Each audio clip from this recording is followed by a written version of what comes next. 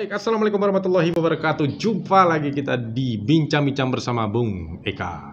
Senang menemani Anda di hari ini. Semoga yang menonton channel 1 TV Kabel dalam keadaan sehat walafiat. Jangan lupa like dan subscribe-nya ya guys.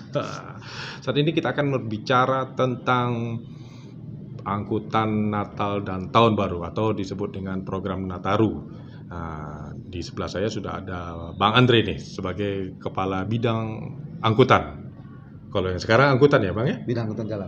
Angkutan jalan. Ya, dari Dinas Perhubungan Provinsi Riau nanti kita akan bertanya bagaimana simulasi atau apa yang telah dilakukan oleh Dinas Perhubungan dan dengan stakeholdernya yang lainnya.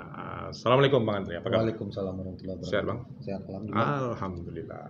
Baik Bang, sebentar lagi kita akan menyambut Natal dan Tahun Baru seperti biasa. Biasanya kan Dinas Perhubungan akan bekerja sama dengan stakeholder yaitu Dinas PUPR mungkin atau Dinas Kesehatan dan Polda Riau dengan Satlantasnya ya. Apa aja program-program yang akan dilakukan untuk tanggal berapa kalau boleh tahu nih program angkutan jalan Kalau Nataru ini? instruksi dari Kementerian Perhubungan itu dimulai tanggal 19 Desember sampai tanggal 3. 19 Desember sampai tanggal 3 Januari. Berarti Senin itu instruksi dari Menteri Perhubungan harusnya sudah apel pembukaan posko. Oh. Ya, tapi kami berencana di tanggal 21 baru kami mulai. Karena koordinasi juga dengan pemerintah kabupaten kota, kemudian dengan teman-teman di pelabuhan untuk mendirikan posko, berkemungkinan di tanggal 21 kami baru bisa laksanakan. Ada berapa posko yang akan didirikan nanti atau di batas-batas mana aja? Kami posko yang pertama di kantor induk. Kantor induk di sini ya, di Jalan Sudirman ya. Posko utama. Kemudian ada posko nanti di pelabuhan penyeberangan Dumai, pelabuhan penyeberangan Tanjung Kapal Rupat, kemudian di Mengkapan, Buton ya. Buton. Itu yang pelabuhan. Kalau yang di daratnya sendiri? Kalau yang di darat sini di daerah kabupaten kota mungkin kabupaten yang nanti mendirikan posko. Kami sifatnya sebagai monitoring aja. Sifatnya monitoring aja. Biasanya nanti kan ada istilahnya yang sudah nih. Kayak di perbatasan Kampar dengan Sumbar ya lah ya. Lebih kurang gitu. Apakah dia juga didirikan posko karena ada rawan-rawan istilahnya rawan longsor di situ kan? Mungkin gini ya. Karena posko ini nanti PUPR melalui balai di sini APBN juga akan mendirikan posko di perbatasan. Artinya di titik-titik di mana akan terjadinya bencana longsor, PUPR biasanya sudah standby untuk alat berat ya. Kemudian posko di sana di perbatasan. Untuk tahun ini kita tidak mendirikan posko perbatasan karena memang sesuai dengan rapat kemarin dengan Menteri Perhubungan tidak ada pembatasan untuk libur Natal dan Tahun Baru sekarang.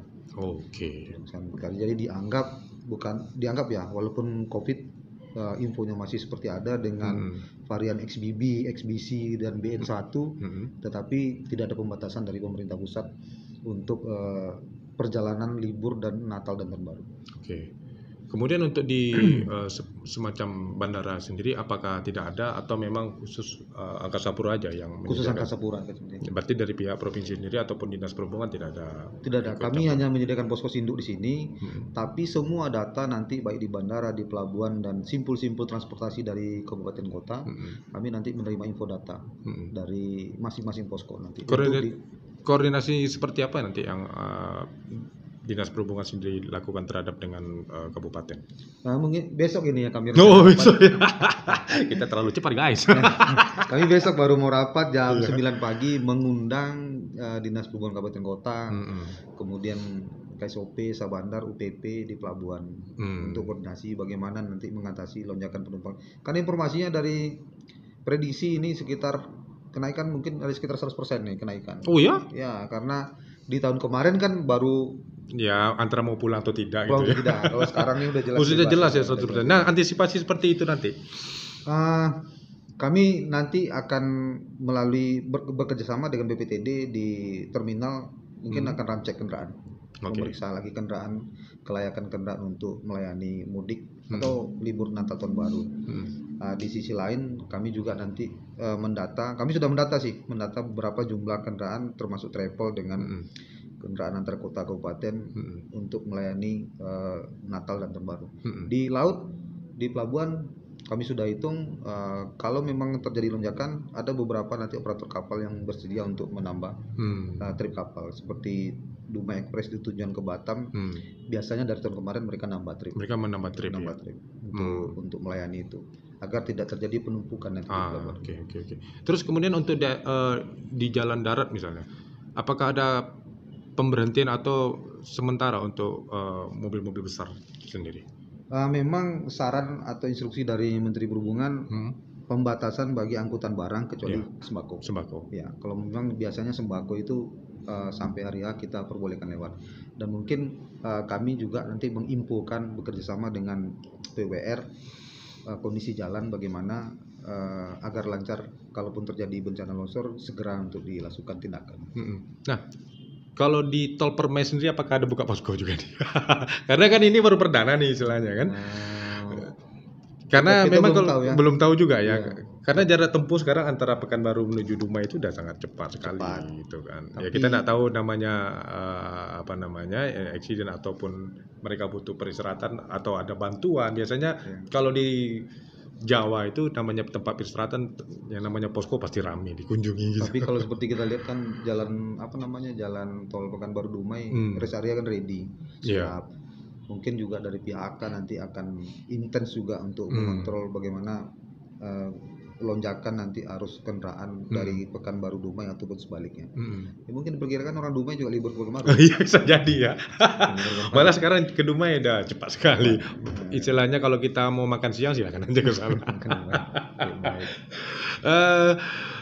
Tadi lonjakan hampir 100%. Berapa kalau boleh tahu angkanya nih? Kalau dari tahun-tahun sebelumnya? Kami sebetulnya berpedoman terhadap prediksinya Jabodetabek ya. Jabodetabek. Jadi diperkirakan Jabodetabek itu kenaikannya sampai 200% malah untuk penumpang kereta api. Ya. Tapi kalau untuk penumpang bis memang perkiraan naik 12%. Tapi ini Jabodetabek tujuan ke Pulau Jawa. Ya. Nah, kita di Provinsi Riau berpikir lagi dengan kondisi sekarang yang sudah dikatakan bebas, tidak ada pembatasan dan bertepatan dengan libur sekolah. Kan ini sebenarnya yang jadi lonjakan itu bertepatan dengan libur sekolah. Nah, ini yang kita perkirakan kenaikan sampai hampir 200% tadi itu ya, 100 atau 200%. Kalau memang prediksi dari rata-rata semua moda transportasi, pemerintah atau kementerian memprediksi naik sekitar 72% sih. Tapi dari semua moda bus, kapal, kereta api, pesawat udara, kemudian kapal laut. Nah, kita berprediksi kalau biasanya kami di Buton itu diperkirakan naiknya lebih dari 200% karena hari biasa kami rata-rata penumpang yang keluar dari Buton itu sekitar 800 orang.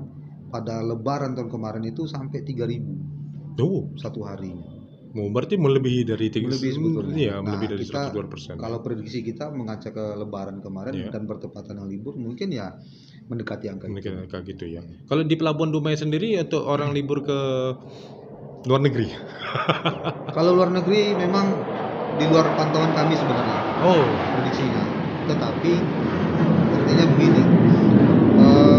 Infonya nanti tetap. Infonya nanti tetap kita mendapat info dari KSOP Dumai mengenai perkembangan atau lonjakan penumpang tujuan internasional. Kalaupun nanti tidak dapat infonya, mungkin kita akan lacak sebagai data gitu. Kemudian apalagi yang bisa disampaikan dalam arti kata yang harus diimbau oleh pengguna jalan khususnya bagi yang punya transportasi khususnya bis dan itu. Kalau kami dari Dinas Perhubungan sebagai regulator ya menyarankan kepada operator lakukanlah perawatan kendaraan dengan rutin agar memang kendaraan itu layak jalan sebagai angkutan penumpang.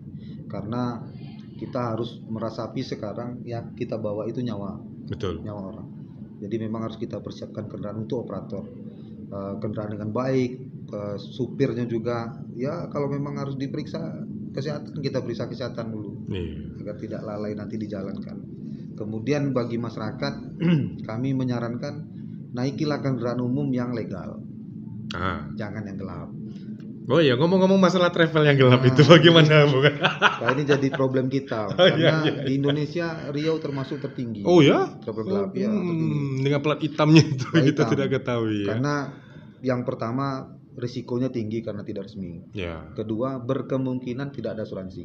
Oke, iya pasti. Itu yang jadi masyarakat atau pengguna jasa tidak dapat jaminan Jasa harja lah atau dari situ. Jadi kami selalu mengedukasi, menyarankan kepada masyarakat ya naikilah perusahaan angkutan itu yang resmi, karena di situ ada jaminan asuransi dan kalau memang resmi tentu ada jaminan keselamatan. Karena kami mengeluarkan izin trayek dari kendaraan tersebut dengan memeriksa kendaraan layak atau jalan, layak jalan apa tidak. Kalau boleh tahu travel yang legal sama ilegal berapa bedanya? Berapa persen? Ya kebanyakan memang banyak sekarang travel antar tujuan, baik pun Pekanbaru Sumbar atau Pekanbaru Jambi, Pekanbaru Medan, Pekanbaru Dumai, banyak sekarang ya. Banyak Bang. Iya. Biasanya gini nih, biasanya mereka itu klasik kalau yang saya ketahui gitu ya. Perizinannya susah. Sebenarnya kan tidak juga. Yang dulu-dulunya pernah disampaikan sama teman-teman di sub sendiri juga sebenarnya tidak ada yang susah. Sekarang sebenarnya malah perizinannya mudah. Nah iya. Sistem online. Nah. Dia mendaftar online, artinya tinggal masuk ke sistem OSS, mendaftar. Kemudian kita di sub juga ada sistem Civita. Itu semua online. Proses nggak cepat. Asal memang persyaratannya cukup, kendaraannya memadai, kita keluarkan. Nah mungkin yang menyebabkan mereka agak atau malas mengurus itu mungkin persyaratannya apakah berat gitu? Tidak juga sih sebenarnya persyaratan. Sesuai dengan persyaratan memang untuk perusahaan baru berdiri minimal kan harus punya berapa kendaraan? 5 kendaraan. 5 kendaraan. Tetapi kami mempunyai kebijakan mengedukasi bagi pengusaha yang masih memiliki angkutan kreditan. Nanti kami berikan kebijakan untuk memulainya agar menjadi resmi. Artinya bukan kita melanggar aturannya, kita menumbuhkan minat bagaimana pengusaha-pengusaha ini mengurus angkutan resmi. Jadi mungkin 2 atau 3 dulu kita berikan.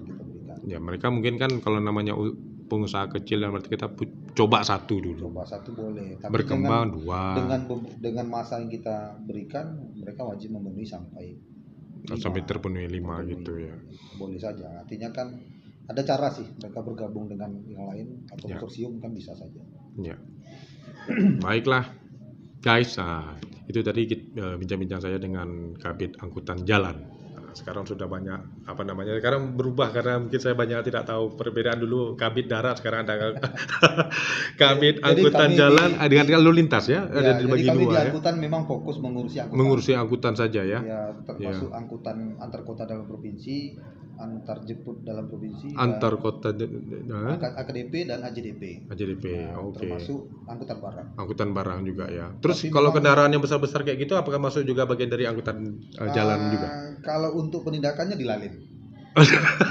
Semua kembali ke Lalin. Karena mereka yang ada seksi penindakan atau pengawasan. Terkadang memang suka dilema guys, karena di satu sisi kendaraan-kendaraan yang masuk di jalan tengah kota, kita nggak tahu itu wewenang siapa. Terkadang kalau kita kasih wewenang itu punya di sub kasih wewenang ke kepolisian juga itu harusnya ya ada berkolaborasi lah antara itu.